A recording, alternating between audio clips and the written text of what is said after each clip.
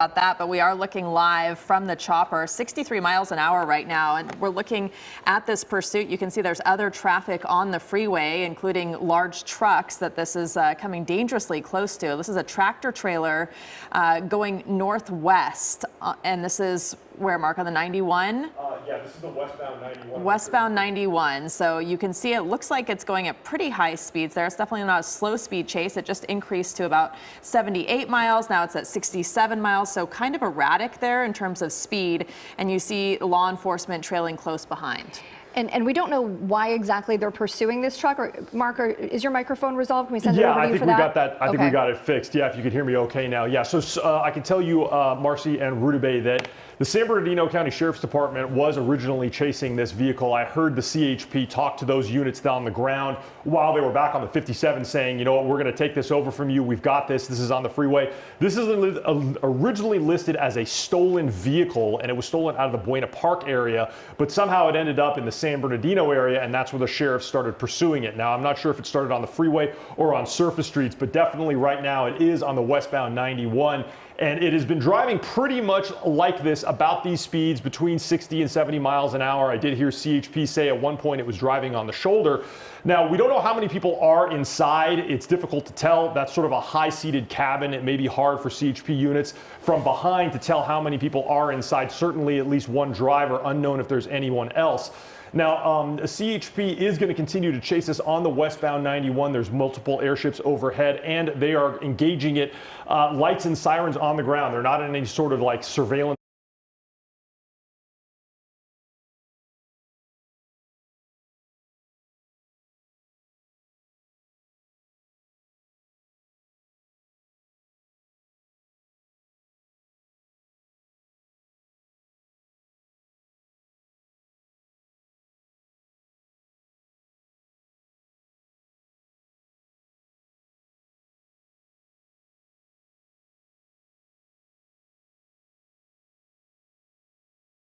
Disable this vehicle other than spike strips. As I said, a pit maneuver not possible here at all. And this is also a really dangerous situation in terms of other cars on the road, possibly if you got off the freeway, pedestrians on the road, because this is, as you said, a really sturdy, strong, big vehicle that other cars probably don't have much of a chance of going up against if something does happen. So, Mark, talk about why, when law enforcement officers start using their lights and sirens. Well, you know, this one, CHP is an agency in Southern California that is typically very aggressive when it comes to pursuits. There are some agencies, police agencies, they use a certain tactic where they say they go into tracking mode. That's where, in order to hopefully get the driver to calm down a little bit, they'll back off. They'll give that driver some room. The driver won't see any lights or sirens in their rearview mirror, and the only law enforcement unit that would be following it would be the air unit. And we've seen a lot of times drivers maybe think they're about to get away, so they get out of their vehicle and run, and that's when law enforcement swoops in to take them into custody. CHP generally doesn't follow that tactic. If it's on the freeway, they're going to stay with this vehicle, this fleeing big rig here, all the way till the end. You can see there's a white CHP unit there, right? I believe that's a CHP unit that's right behind, and then a couple of patrol cars afterwards. This is generally their style. The way that they conduct these pursuits is to stay right up with that fleeing vehicle and chase them all the way with their lights and sirens, usually sometimes with a speaker on their car behind telling this driver to pull over, to surrender. And that's the way that they're going to do it in this one. It's certainly, they're very close right now. And certainly there's no way that this big rig has enough horsepower, I should say speed. It's got plenty of horsepower, speed to sort of outrun any of the CHP vehicles here. But as you said before, Marcy and Rudabeh, this is a huge vehicle. It is extremely dangerous. It does not turn or stop on a dime. We don't know if this driver is familiar with driving vehicles this size. You certainly need a certain license and lots of training to do this. So, you know, driving on the straight and narrow here on the 91 freeway, it looks like they may be transitioning to the 5. It looks like they did. They're now on the 5 northbound, heading through the Buena Park area. Now, this is originally where it was stolen. According to our information from law enforcement, the source said that the vehicle theft happened in this area. So we don't know if it's coincidence that this driver has come back here, or a lot of times we've seen drivers return, fleeing drivers return to areas that they're familiar with. But as he proceeds northbound through here on the 5, it is, like I said, not a lot of traffic here on the straight and narrow. Probably not too terribly hard to drive this vehicle, even if you're not familiar with it. But certainly no problems with traffic right now on the 5 this morning. Well, at the moment, but we just heard from Kalina in the traffic center, and she said that he is heading, this driver is heading towards traffic. So there is traffic up ahead on the 5, and so once he gets out of Buena Park and gets into Norwalk, she says that's where the traffic starts backing up. And so that's where the concern is, because a lot of times what we see in these kinds of situations is once they hit traffic, that's when they look for an exit, and that's when they start going onto surface streets, and it becomes really dangerous because they're going through intersections, there are pedestrians, there are a lot of concerns with that.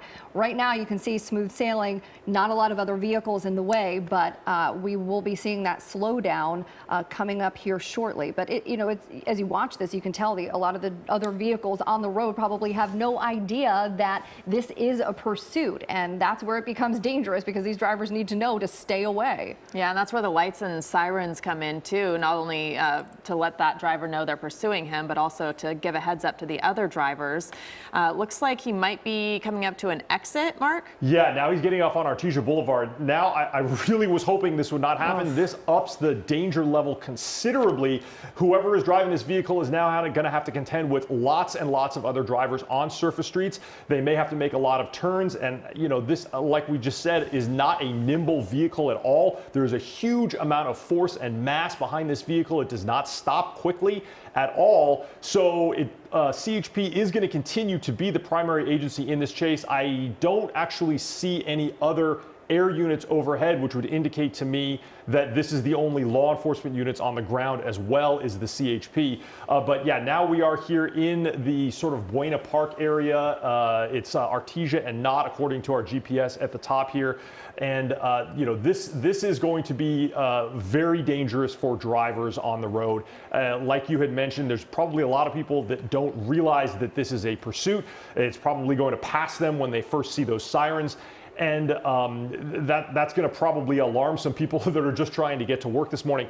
And this is a rare vehicle to be involved in a pursuit. I can tell you that we have covered many, many hundreds of pursuits over decades here at the assignment desk, and I can only think of one other time, probably more than 10 or 15 years ago, that there was the pursuit involving a big rig. It was out in San Bernardino. A driver drove a big rig with the cargo container behind it all the way out on the eastbound 10, far out. I want to say it made it out into Palm Springs, and our helicopter couldn't follow it that far. But this is a rare vehicle to see involved in a pursuit, simply because they're difficult to drive. They're probably very difficult to steal, and it could be intimidating for anybody to want to drive one of these things away, especially when they're not carrying any cargo here. So it's unclear why someone would want to steal a vehicle like this. It's not like you can get away very easily here, but we don't know what the driver is thinking about. And it looks like he might be coming to a stop. He's turning off the street onto another street. I'm just looking at the speeds here, and they keep fluctuating. It looked for a second like he might stop. Yeah, he got down to 6 miles an hour, but then is picking up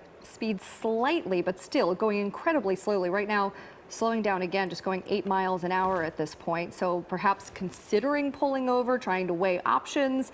It's really unclear at this point. And the good news is we're not seeing a lot of cars, at least in the immediate vicinity. We're not seeing that traffic jam we were worried he was going to drive into, or she was going to drive into earlier. It looks like now coming to a stop. Let's see what happens. Well, and this looks like it's an industrial area, so fortunately not a lot of pedestrians. It's an area where there are a lot of other vehicles just like this one, so perhaps the driver is familiar with this area. That's exactly right, Marcy. I was just going to say the same thing. This is an industrial area off of Artesia Boulevard, not far from the 5 near Knott Avenue.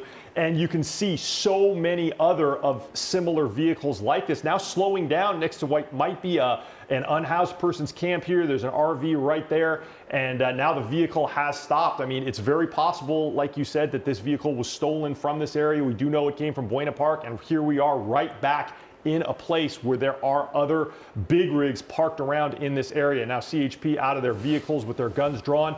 They're going to definitely be giving commands to that driver to surrender, probably throw the keys out, turn the vehicle off, and get out on the ground. Now, it remains to be seen whether or not that driver is willing to do that, but you can see all of these other people that are right here, probably maybe that that live right there, that have their phones out, that maybe they're familiar with this driver. That's why they've stopped here.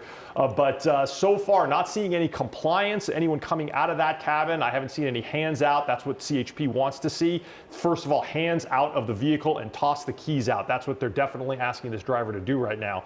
Marcy Rudabé, I don't see this person complying at all. No, and it makes me really nervous to see all of these pedestrians there, some of them shooting what's happening with their cell phones. This is exactly what law enforcement tells you not to do. They are in a lot of danger if this person is armed, if it escalates. They are not protected at all. You see them coming around that trailer there, and still we're seeing the door open now.